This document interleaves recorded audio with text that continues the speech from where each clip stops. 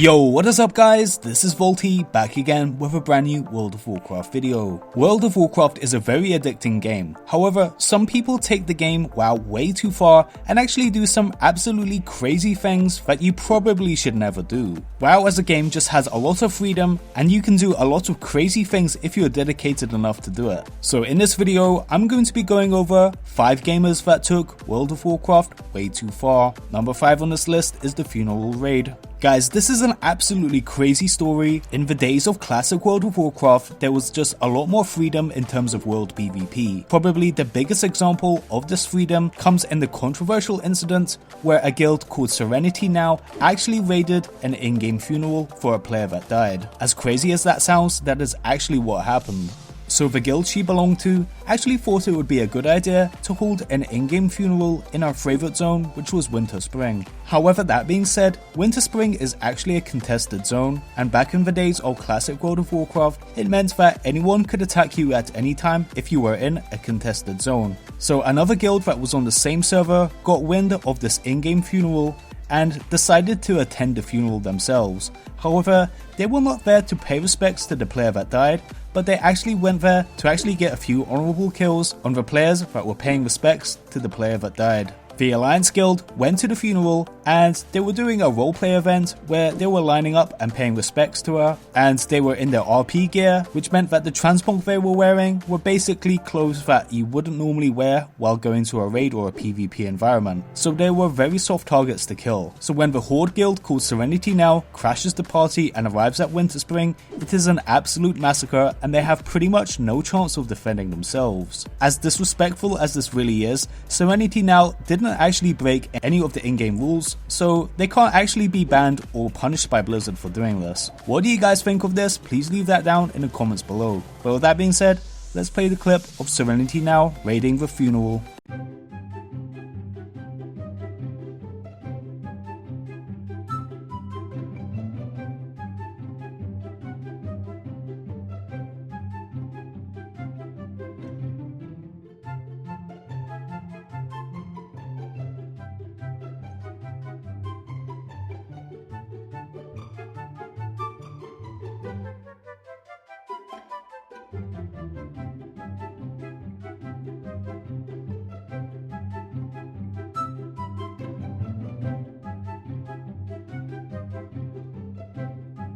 Number 4. World Boss Trolling. So in classic World of Warcraft, you could have a lot more freedom and you could do a lot of crazy things that you can't do in the game right now. One example of this is you being able to pull a world boss to a city center. World bosses were a big thing back in the days of classic World of Warcraft. For example, some of the most common world bosses are things like Kazakh and the Dragons of Nightmare. These world bosses pretty much required a group of 40 raiders to take down. So it was a coordinated effort if you wanted to defeat one of these bosses. If one of these bosses were brought to a faction capital city, the players at these cities would pretty much have no chance of defeating them. And the mechanics of classic WoW allowed you to pull a boss or an enemy wherever you want. Assuming you continuously attack an NPC, they will follow you and they will never actually get leashed. So this means if you're dedicated enough, you can actually take a world boss way out across the other side of the map and you can actually bring it to Stormwind City. As crazy as this sounds, this is actually what players did back in the day. So players would take one of the Dragon World bosses or Doomlord Kazakh and they would bring it to Stormwind or Orgrimmar, and the players would pretty much have no chance of defending themselves against these raid bosses. However, that being said, if you wanted to do this, you had to be pretty dedicated to trolling because it would take a lot of effort and a long time to kite a boss all the way to a capital city. But with that being said, let's play the clip.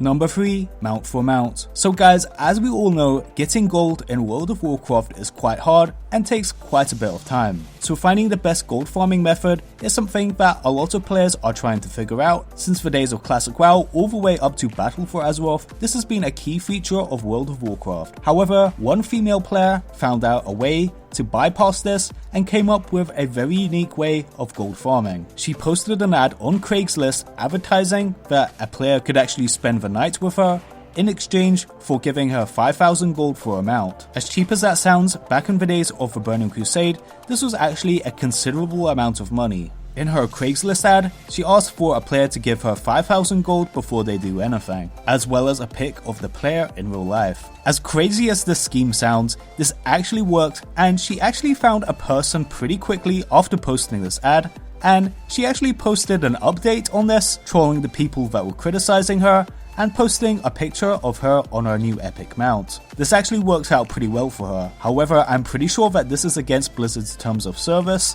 as I guess this would fall under real money trade. Number 2 on this list is Zuzu. Have you guys ever wondered how much your World of Warcraft account would sell for? Well, this is exactly what a player called Zuzu did. This player back in the days of the Burning Crusade had absolutely amazing gear. He had pretty much the best in slot gear for a level 70 rogue, including the Twin Blades of Azeroth, which is something that pretty much no one got back in the day, and even so, the Twin Blades of Azeroth are still farmed today. As you can imagine, there's going to be some player that is pretty dedicated to World of Warcraft that will spend a lot of money trying to get this account. So Zuzu posted it online, selling this account, and purchased this account for about $10,000. Absolutely insane. The person that bought this account from Zuzu for about $10,000 actually didn't get his money worth, because this account was very quickly banned by Blizzard after discovering what actually happened. As you guys probably know, it's against the Blizzard's terms of service when it comes to account trading and account selling. So if Blizzard finds out that you have bought an account instead of being the actual owner of the account, they will try and ban your account, and you will never get to play on the account that you bought. And this is exactly what happened in this case.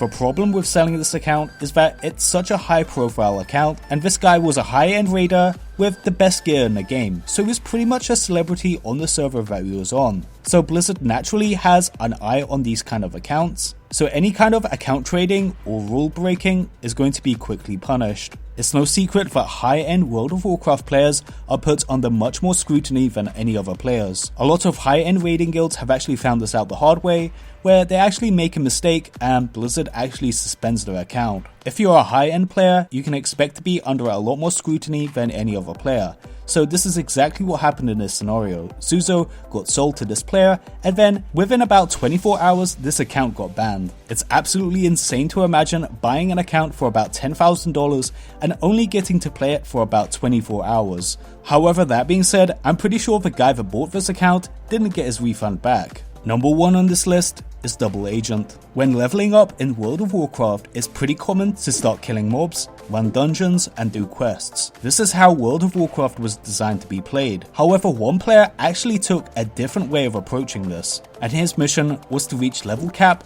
without killing any NPC. This sounds absolutely crazy, and you may be wondering, how exactly can you get experience points without killing any NPC? Well, when it comes to gathering professions, you can actually get a little bit of experience every time you get a gathering node. So if you mine an ore or you pick up a herb, you get a tiny amount of experience. However, that being said, Blizzard never designed players to actually level up using this method. This was just a small little bonus for picking up herbs or mining ore. A player called Double Agent decided to do this up to the max level of 120 while being in the Pandaren starting zone. This means he hit max level 120 without actually picking a side between the Alliance and Horde. It's by painstakingly picking up Peace Bloom and mining copper ore. This is an insane thing to do and would take so much time of farming the same thing over and over again. But Double Agent was crazy enough to do it. He literally hits the max level every time a new expansion comes out by just farming Peace Bloom and copper ore.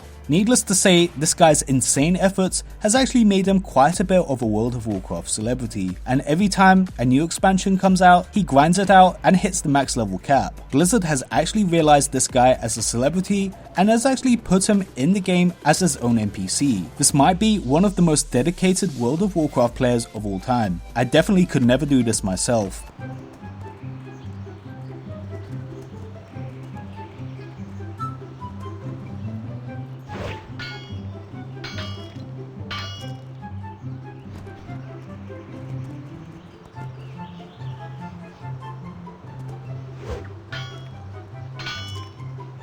Well guys, I hope you enjoyed this video. If you enjoyed this video, please leave a like down below and subscribe to the channel for more World of Warcraft videos. This is vaulty signing out.